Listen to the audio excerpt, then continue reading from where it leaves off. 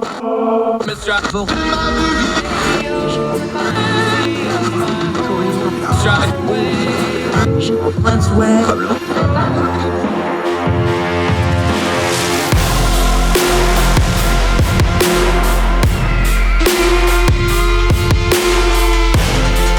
your host, Andrew Donaldson.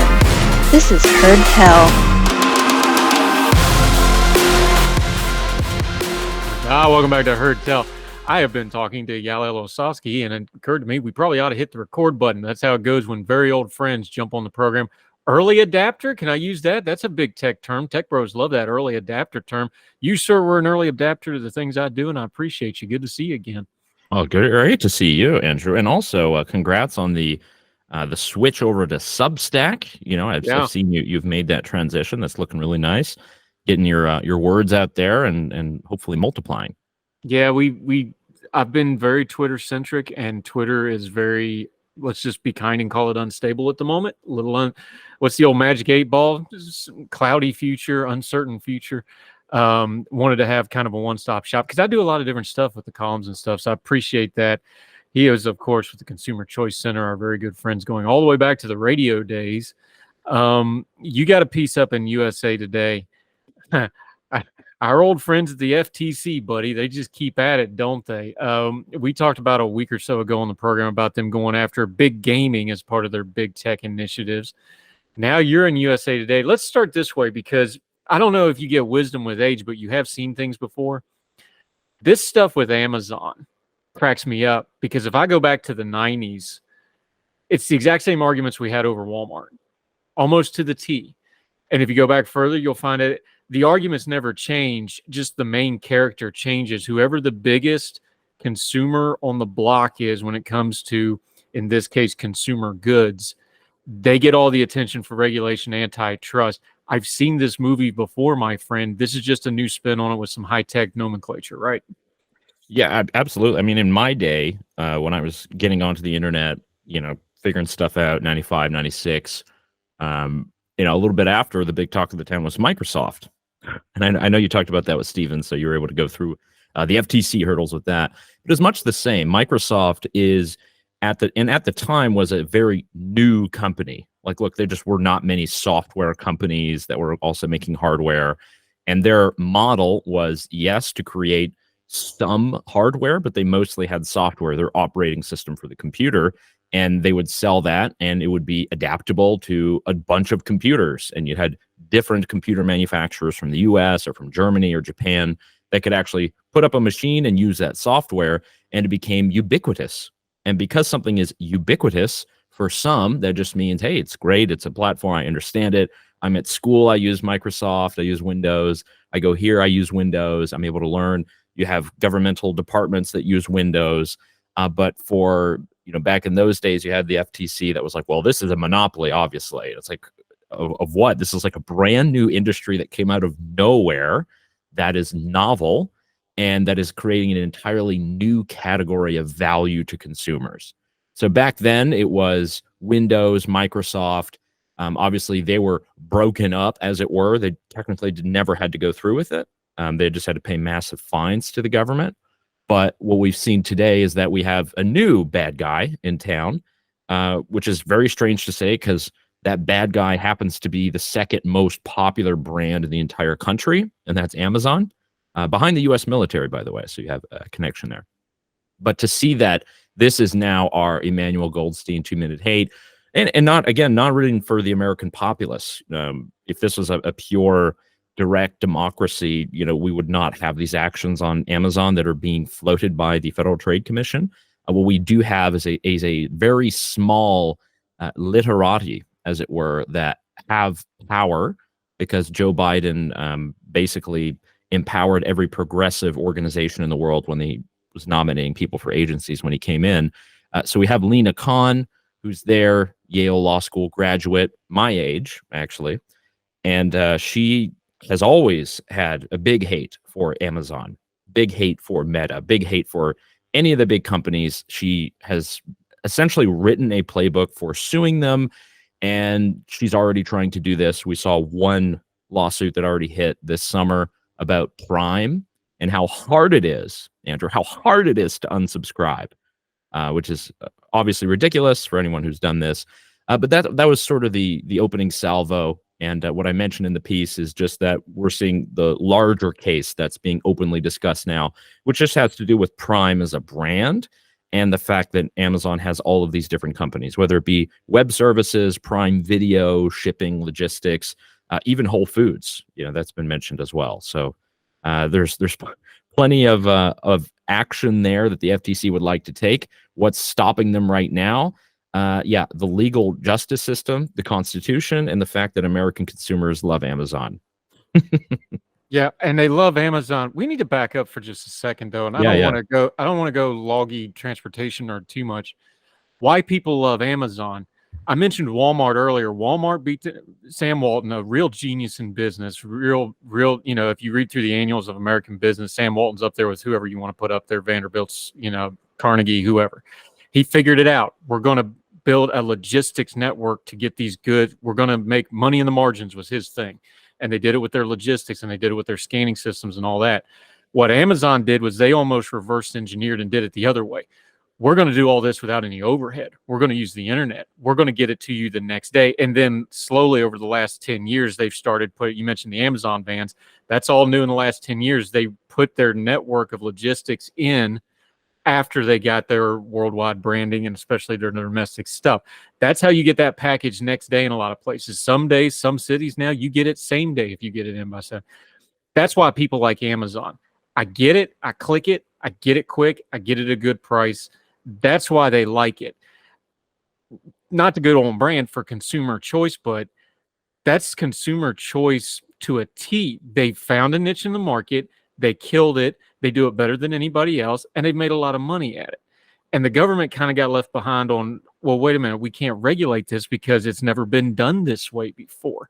And that's where this starts becoming, I don't want to say predatory, but regulatory practices get predatory. They go after the biggest person on the block, and that's Amazon. Not that Amazon doesn't need regulated, not that they don't need to be kept appraised of their labor practices and all that. There's a function of government there. But what the folks at the FTC are doing, that's not what they're doing. They're just picking the biggest name on the block that's got the new hot thing and going after them.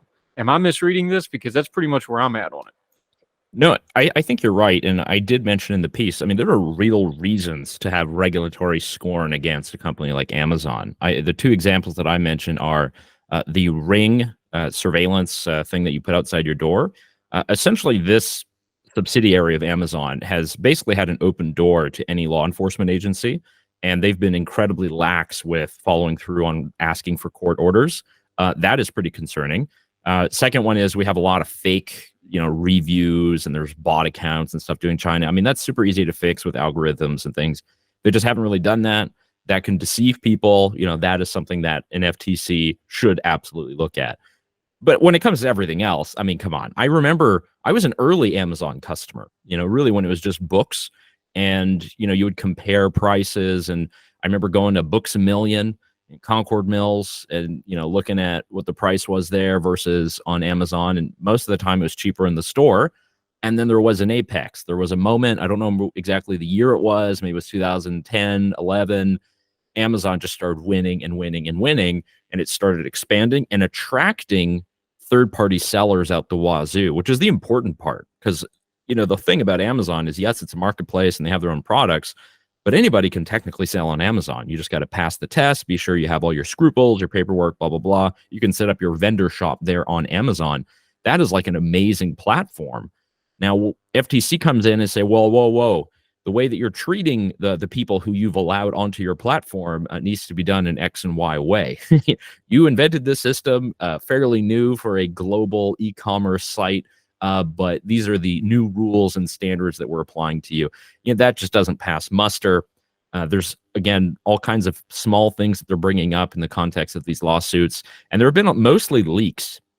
This tells you something about the FTC. We actually have the only lawsuit that's come out right now is the one against the Prime subscription.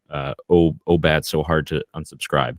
Everything else is just rumors in media, and it's been Lena Khan's team and the FTC leaking to reporters saying, we're going after them for this, this, and this. We're going to slam them for this and another thing. And it's kind of served as this trickle of news. My opinion is it's to get the American people ready for when this hits, and maybe they've heard the worst example of one thing. I just still don't think it's going to work, because everybody knows somebody who's either worked at the Amazon warehouse, or they see a van daily, or they've ordered something from there or sold something there. It's so integrated into our economy that, nobody is sitting there with a huge grudge against Amazon, except people who have an ideological disposition to not like larger companies that happen to be online. And that's unfortunate.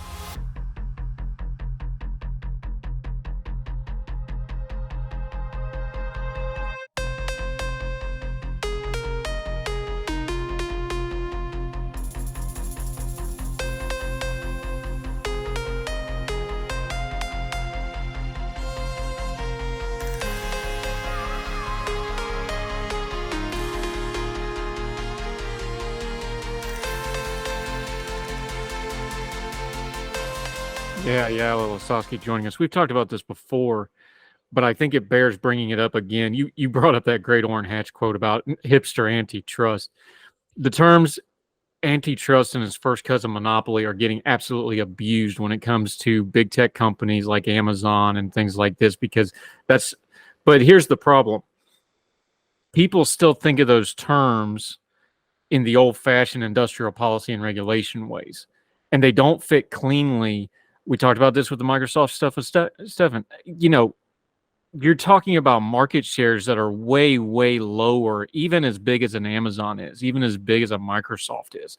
It's nothing like when they were going after the real antitrust breakers in the 30s and 40s. There is a real problem with the U.S. government, and some of it's statutory in the law, and it's not all their fault. But things like the FTC, they're using the old-fashioned terminologies for the industrial age, for this new media age, and it just doesn't fit.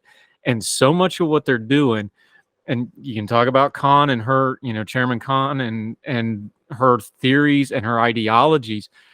You just hear that 1930s ideology just pouring out of her, like she's talking about the robber barons. And there's not robber barons in big tech, but when you go to make industrial policy for big tech, it doesn't fit at all. So even if you agree, disagree, whatever, it's going to be a mess because it doesn't really apply. And yet we're trying to use these terms again.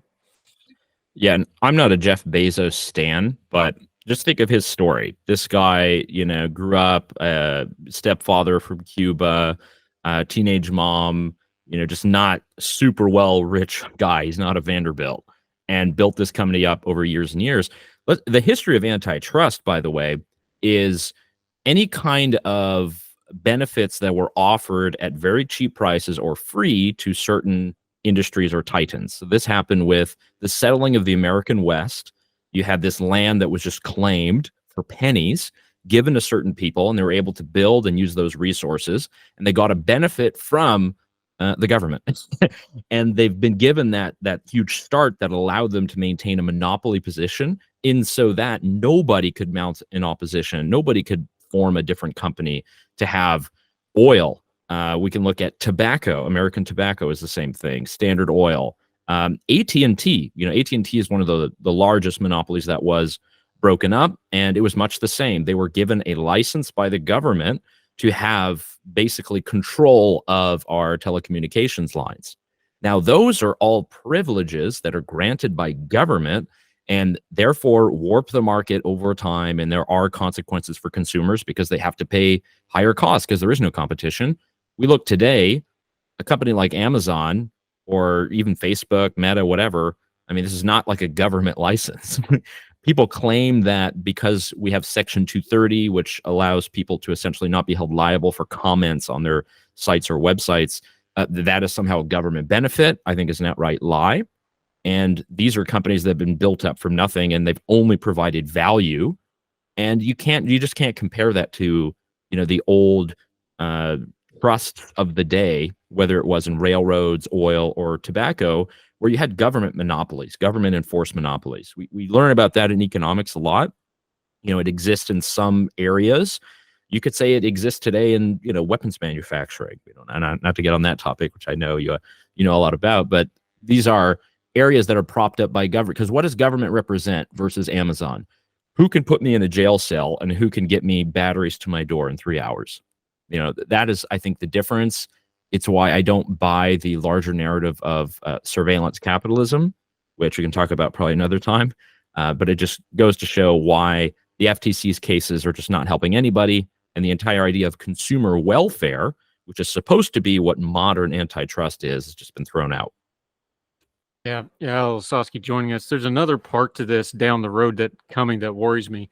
When you have something like the FTC not being used, and again, we can yell small government and all that. There's a proper function for the FTC that is important. It should be doing some oversight on businesses. It has a role to play. But for the current administration, their record in court was really, really good. They were getting about a 70%, something like that, success rate on their lawsuits. They usually knew what they were doing. When you have a government organization like the FTC that has a good role and it's not being done properly and it's being, frankly, in my opinion, being abused, you referred to, they call it jawboning. It's the government putting pressure on, wink, wink, nudge, nudge, to make people do stuff, right? The problem is those things, once the agencies stop doing their functions, and in this case, we're on Amazon's side, Amazon's going to pay a lot of money in lobbyists. We know the hundreds of millions of dollars Facebook is pummeling into Congress for lobbying and they're going to want to start writing the rules for these regulations in the future to protect themselves. And you want to talk about consumer choice, when the big tech and the big governments start getting together and the industries and they start making all the rules, that's when the consumers really get screwed. That's why you got to hold these things accountable, even if it's going against something you may or may not like. You got to rein this stuff in now, because that's what's coming down the road, and we've seen it in history, and we see it now with the way these big tech hearings are going. Yeah, I very much agree, and we see it happening in front of our eyes with artificial intelligence. So there are a couple of frameworks that are out there. Chuck Schumer has written one. There's one in the European Union. The UK has a plan, and they've called in Sam Altman, who's the CEO of OpenAI, and essentially given him carte blanche to introduce any kind of rules he'd like to see. And what do you think he's going to do? Well, he's going to try to cut out Google Bart or Barf or whatever it's called, or any other AI company out there. And we cannot allow the industry to just write the rules at the outset. I think there has to be, when normally we say entrepreneurial discovery, we need to have regulatory discovery too. If we don't know what the rules should be just yet, there's a lot of saying if there ought to be a law, but we can't know what exactly that should be. We all have in mind various guardrails, whether it comes to, representation, stealing, copyright. There's a lot of things that we know there. I think the biggest problem with AI is going to come down to labor, and particularly if we look at autonomous vehicles and we look at labor unions. We're already seeing this in San Francisco to a good extent. But it is true that we need to have regulatory agencies in the competition realm that do keep a track on stuff, because a lot of stuff is actually cartels.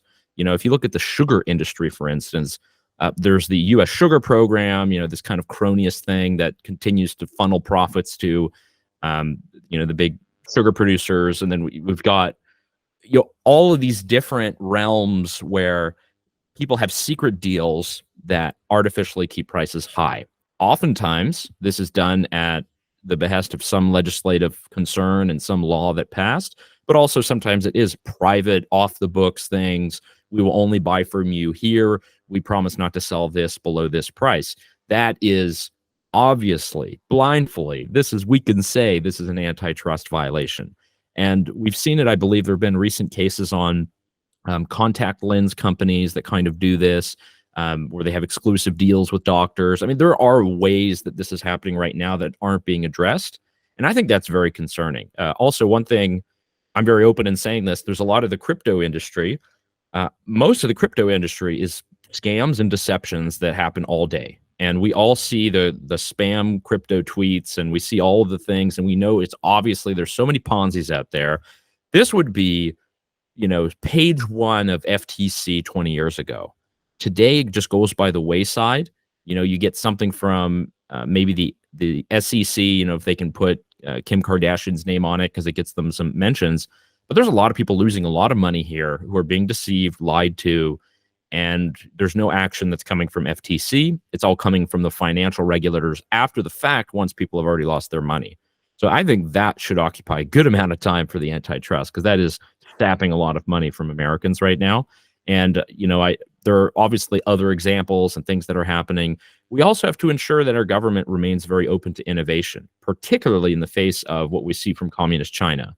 We would talk about Amazon, blah, blah, blah. We have Alibaba, which could eat Amazon's lunch tomorrow if it was allowed to grow in the US more. They already do in places like Canada and Western Europe. Alibaba is growing. It's huge. And because they have incredibly cheap shipping costs from their containers and all these deals, from China, they could actually become more popular, bigger than Amazon. Right now, Amazon just happens to have good consumer loyalty, customer loyalty, Prime. They've got all these other benefits that Alibaba can't offer yet. If they get cut down, we could see a world where even more tech would be owned, would be distributed by the Chinese Communist Party and its affiliates. I think that is much more concerning than, having a Prime van going by my house every couple days.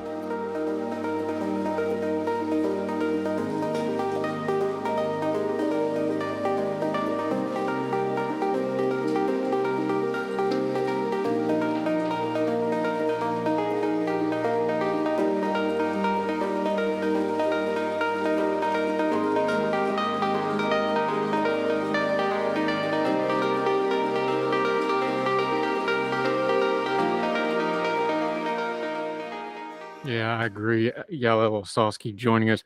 You mentioned crypto. You mentioned Alibaba, something I've actually kind of been keeping one eye on for the last year or two, especially, 2 years ago, their chairman got in a little bit of hot water with the Chinese government and fast talked his way out of it. I'm like, there's a check wrote there for down the road somewhere we're going to have to keep an eye on. What else in the headlines for our listeners are you keeping your eye out on, whether it's, a congressional hearing thing, a revolutionary technology thing? What are you watching in the headlines for folks that they can watch so when it pops up virally, they'll know, that's something I need to pay attention to? So here's one I know that you haven't talked about on your show, as far as I know. There's a lot of stuff that's happening in Canada on basically traditional news media versus new media and tech firms. So in Canada, it was called the Online News Act. In the US, we have our version, the JCPA, Journalism Competition and Preservation Act. This is essentially the idea, which first came from, I can say commie Australia, because their policies lately are pretty bad. But essentially the idea from Australia was we force tech firms to sit down with news publishers, news broadcasters, and pay them money for all of the classifieds and advertising money that has shifted from traditional newspapers to tech firms, Google, Facebook, you name it. So in Canada, we're seeing the absolute disaster that this has caused. They passed the bill, went into royal assent, and Meta, predictably, as they stated they would do, cut off Canadian news websites so that they are not subject to this law. Now, there's been outcry and a lot of misinformation about why this happened. It was because the government passed the law forcing them to pay old school print journos. And there's a lot to unpack there. But if we look at the Australian example, it has not been a success at all. And the biggest beneficiaries have actually been Rupert Murdoch and a couple of his companies, because he owns still a lot of the broadcast and some of the print media down there. So what we're using is government power to try to force a new industry to pay an old industry. And journalism is undergoing a renaissance right now. I mean, you use Substack, YouTube, podcasting, open platforms. You also are in newspapers. You're also in other media. You do what we all have to do to get our message out there. But we have all these tools and tech available. We're not reliant on the same newspaper model of the 1970s. It is new, but media companies have to innovate. The New York Times has done amazingly in pivoting to a digital world. They're making more money than they ever have. Other newspapers and firms, not so much. And I think, unfortunately, a lot of people will continue to call on the government to fix the problem. So if we're able to put a little bit of a spotlight on what's happening in the U.S., again, it's the JCPA bill by Senator Klobuchar, who's, again, also an antitrust fangirl. That is something to highlight, because I think media like yours go against their narrative, because you're actually being able to put things out there, and hopefully we'll get you a lot more Substack subscribers so you can do it full time all the time. Yeah, that'd be nice. But it's a great example because I started writing for my local print media. They're online too, of course. My local print media, because the media environment, the flagship newspaper. In fact, they just cut down no more Sunday papers, which was an institution for years. They're just going to have a weekend edition, stuff like that. The media landscape there is changing, and I wanted to be a part of it. So I do local, a local column as well. California had a bill about this. We covered about a week or so ago. A smaller way. That's a lot of what Klobuchar and them pulled from California. Now that's stalled out, but we did cover it. In fact, I think we called it "How Not to Save Newspapers," because it's actually really bad for newspapers too when you get down to it, because we know what happens when you subsidize something. You can't really cover it, right? I completely agree with you. We will get on this Canada thing. We'll have to get one of our Canadian friends down for that. My thing with the media, though, just put a bow on this. Here's how we tie it all together. Watch this little media thing here. Jeff Bezos owns the Washington Post, and it's done pretty well under Jeff Bezos's thing, who also owns Amazon. And people will say, well, there's another, like, well, no. That's one of the models of media now. You have to have a rich benefactor that'll take care of a flagship institution, or you got to go the nonprofit route, like we've seen out in Utah and other places. By the or way, you just have to be a New York Times and survive off your legacy, basically. I mean, that was the storyline of Citizen Kane. Yes. One of the best movies of all time from over 100 years ago. Yes. Was, rich benefactors like, how many millions of dollars are going to lose next year? I expect to lose 20 million that year, and that year. You know when? I'll run out of money in 100 years. Yeah, you want to go back to yellow journalism and, invading Cuba, how far back you want to go. This stuff is not new, is the moral of the story, folks. That's why we got to turn the noise down on the news and talk to folks like our good friend Yael Ossowski, Consumer Choice Center. Great having you back. We're going to keep having you in the rotation along with all of your many cohorts and the folks of your ilk, which people mean for bad, but I love it. I love calling people that. Let folks know how you can follow and keep up with you. We're going to link to your piece in the USA Today. Let them know what else you got going on until we get you back on Her Tell, my friend. Yeah, well, to my fellow travelers, I'm on the Twitter, YAELOSS. I could talk to you about Nostr, a whole Bitcoin-powered social network, but we'll do that another time. But mostly find me there, over there at Consumer Choice Center, and I'm pretty Googleable at this point. Unique name, strange national origin. I'm there. International man of mystery. Yeah, you said we'll get somebody Canadian to talk about. I am Canadian. I know about this stuff too. Well, yeah, you're a man of you're a citizen of the world, my friend. You are the consumer choice onion, one astounding layer after another, my friend. So I've not yet been called an onion. My wife will like that. Well, thank you so much for having me on, Andrew. It's been a pleasure, and Heard Tell. Let's do this. Appreciate your support, my friend. We'll talk soon, sir. Alrighty. All the music on Her Tell is provided under a Creative Content license from monstercat.com.